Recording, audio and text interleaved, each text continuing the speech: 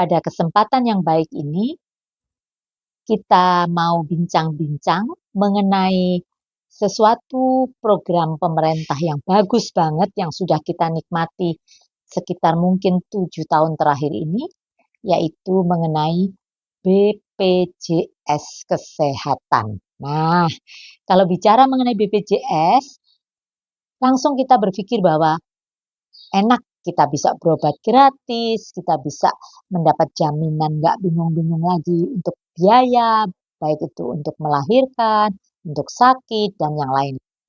Sebenarnya perlu diketahui bahwa BPJS itu macam-macam ya. BPJS itu tidak hanya kesehatan ya. Jadi sebetulnya kan Badan Penyelenggara Jaminan Sosial kan singkatannya BPJS. BPJS Kesehatan, ada BPJS Ketenagakerjaan, ada jaminan hari tua, jaminan kematian, ada juga jaminan kecelakaan kerja, ada juga jaminan pensiun, dan juga ada jaminan kehilangan kerja ya. Jadi kalau misalkan di PHK begitu, jadi sebelum mendapatkan pekerjaan yang baru itu sebenarnya ada juga itu ya di dalam macam-macam daripada BPJS. Tapi pada kesempatan yang baik ini mungkin kita batasi ya kalau kita membicarakan semua nggak akan selesai dalam waktu 1 jam dan mungkin orang akan bosan mendengarkan uh, tayangan atau konten YouTube saya kali ini ya. Saya batasi mengenai BPJS Kesehatan saja. Mengapa penting? Karena mohon maaf, dikatakan bahwa 90% penduduk kita sebenarnya sudah tercover BPJS Kesehatan. Perlu diketahui BPJS Kesehatan itu ada yang mandiri, ada yang PBI ya. Jadi artinya yang dibayari oleh pemerintah. PBI, penerima bantuan iuran ya dari pemerintah. Jadi sebetulnya itu bukan gratis, dibayari oleh pemerintah ya, tapi bagi si peserta merasa bahwa gratis. Nah, sesuatu yang gratis kadang-kadang mohon maaf ini, kadang diremehkan, merasa bahwa aduh paling gitu, nggak mau saya, paling pelayanannya kurang bagus. Mohon maaf sekali lagi saya jelaskan, tidak ada perbedaan. Kami di rumah sakit swasta pun melayani pasien BPJS, baik itu yang mandiri maupun itu yang PBI, tidak ada bedanya. Kelas perawatannya pun sama, mau kelas 3, mau kelas 2, mau kelas 1, kalau yang PBI otomatis kelas 3 kan ya. Tidak merasa bahwa, aduh kalau PBI ditaruh di kelas 3 yang satu bangsal 10 orang, oh tidak ya. Sudah ada aturannya, bahwa ukuran kamar sekian, dihuni oleh katakanlah 4 pasien dan sebagainya. Jadi, mohon maaf sekali lagi yang menerima bantuan iuran dari pemerintah, jangan merasa bahwa itu katakanlah mendapat fasilitas yang kurang bagus. Itu salah besar. Sama ya. Nah, kalau Anda termasuk yang mandiri, itu pun tergantung Anda memilih yang eh, kelas berapa kan ya. Jadi ada kelas 3, ada kelas 2, ada kelas 1, itu dibedakan besarnya iuran yang kita bayarkan. Nah, para sahabat sehat, saya ingatkan, kalau namanya mandiri, sebenarnya yang paling gampang itu minta pembayarannya sistem auto debit. Artinya tiap bulan otomatis didebit dari rekening kita, biar kita nggak lupa. Kadang-kadang nggak niat nunggak, tapi lupa. Harusnya membayar setiap tanggal 1, katakanlah begitu. Lupa kita. Tahu-tahu pada waktu tanggal 15 kita sakit, kita masuk di rumah sakit, loh kok BPJS-nya nggak aktif? Oh ternyata ada tunggaan. Jadi sekali lagi saya sarankan, lebih enak langsung auto debit. Kalau satu kakak kita berisi 4, ayah, ibu, dan 2 anak, 4 orang kali berapa? Misalkan 30.000 begitu kan, 120.000 itu di auto debit. Daripada kita lupa. Dan lupa itu kadang-kadang nggak kerasa. Tahu-tahu pada saat di rumah sakit, mohon maaf ini terjadi pernah sampai pasien ini agak marah begitu. Saya ini loh ikut, saya ini bayar, kenapa kok bisa tidak aktif? Setelah ditunjukkan, ternyata pernah di bulan-bulan tertentu itu terjadi tunggaan pembayaran. Jadi sekali lagi, tolong ingat jangan pernah lupa atau jangan menunggak dengan cara auto debit tadi ya. Terus yang penting lagi saya jelaskan, kalau Anda seorang karyawan di perusahaan, nah Anda itu kan dibayari nih oleh perusahaan, entah di sistem 50-50 atau mungkin Anda dipotong katakanlah 100.000 itu Anda disuruh bayar 50.000 tapi di cover seluruh keluarga Anda tuh gimana saya kurang tahu kan kesepakatan daripada perusahaan tempat Anda bekerja. Yang penting itu satu, juga harus update, lihat ke pesertaan dan aktif tidaknya. Karena kemarin ada pasien saya, dia dari suatu perusahaan, nggak aktif. Nah ini marah lagi ke rumah sakitnya. Lah kan ya bukan salahnya rumah sakit. Setelah ditanyakan, oh iya ternyata perusahaannya pernah katakanlah terlambat mungkin bayar. Nah, itu juga harus diupdate untuk diketahui. Nah, yang lebih fatal lagi, kalau Anda sudah berhenti dari suatu perusahaan, katakanlah pindah kerja dari ikut perusahaan A, sekarang menjadi wirausaha, buka catering di rumah, untuk pindah kerjanya nggak salah. Cuman lupa bahwa kalau Anda berhenti kan otomatis BPJS Kesehatan itu oleh perusahaan akan diputuskan. Nah, disinilah harusnya bisa mengaktifkan, mengalihkan maksud saya dari BPJS yang dibayari perusahaan menjadi BPJS mandiri, kita bayar sendiri biar tidak mati. Jadi itu butuh waktu juga kan sepertinya mengaktifkan 2 minggu, 14 hari begitu. Karena kalau sudah terlanjur butuh, kayak kemarin pasien saya gimana?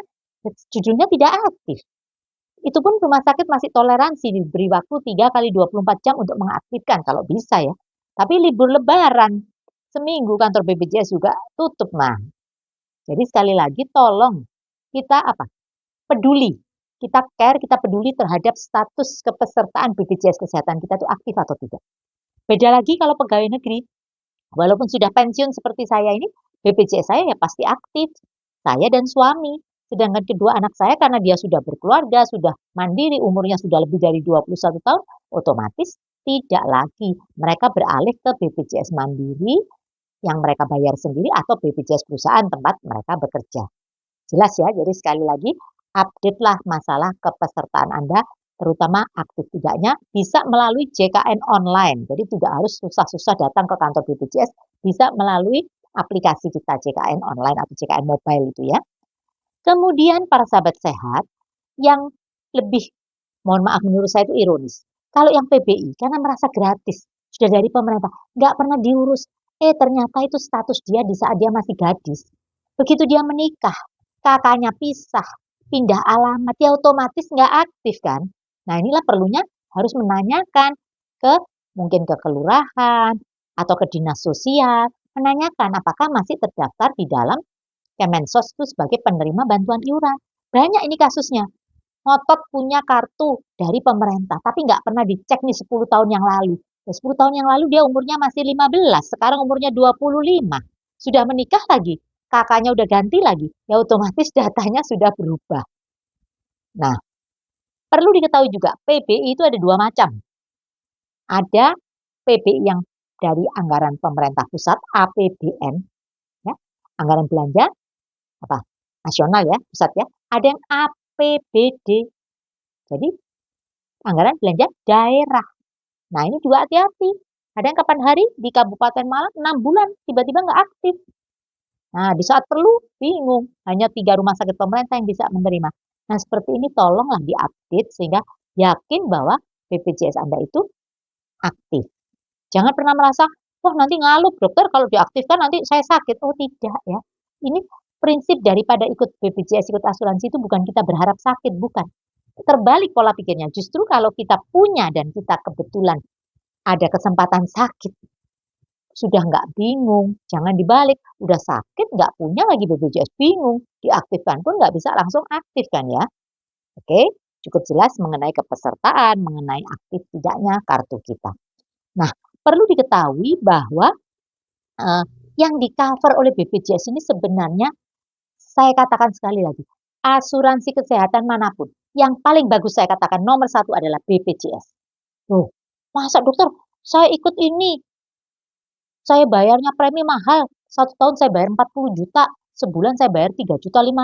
Iya, tapi yang lain-lain tuh ada masa tunggu kan, begitu ikut suruh nunggu. Yang penyakit-penyakit kritis harus nunggu 1 tahun. Mungkin yang declare penyakit seperti saya ini punya riwayat, katakanlah tulang belakang saya pernah retak, itu harus nunggu 3 tahun. Nah BPJS ini begitu daftar 2 minggu, 14 hari kerja langsung bisa dipakai. Dan diagnosa apapun, sakit apapun, nggak bingung diinvestigasi, oh ini penyakitnya, oh ini nggak tercover, ini termasuk penyakit degeneratif, ini tidak. Betul-betul nggak ribet di cover. Luar biasa memang pemerintah kita ini. Tapi program yang sudah bagus ini harus didukung oleh kita sebagai peserta juga paham ya. Jadi jangan pernah nunggak-nunggak iuran supaya bisa tetap berkesinambungan. Bisa dibayangkan cuci darah aja loh. Cuci darah sekali cuci darah 1 juta. Kalau seminggu 2 kali, Senin Kamis harus cuci darah HD itu 2 juta. 1 bulan bisa 10 juta. 1 bulan. 1 tahun 120 juta. Kita bayar iuran 1 bulan kelas 3 itu hanya sekitar berapa? 30.000 kan? Tapi kita menggunakannya berapa? 2 juta seminggu untuk cuci darah. Nah, bisa dibayangkan kalau seluruh rakyat Indonesia tidak gotong royong saling backup. Kalau Anda membayar iuran rutin nggak pernah sakit, jangan pernah ngeresul, aduh aku udah tiap bulan bayar tapi nggak pernah sakit tuh. Ya puji Tuhan, alhamdulillah kan nggak pernah sakit. Siapa yang berharap sakit? Saya punya BPJS, saya punya asuransi yang lain. Saya tidak pernah mikir, waduh saya udah bayar 15 tahun, nggak pernah dipakai.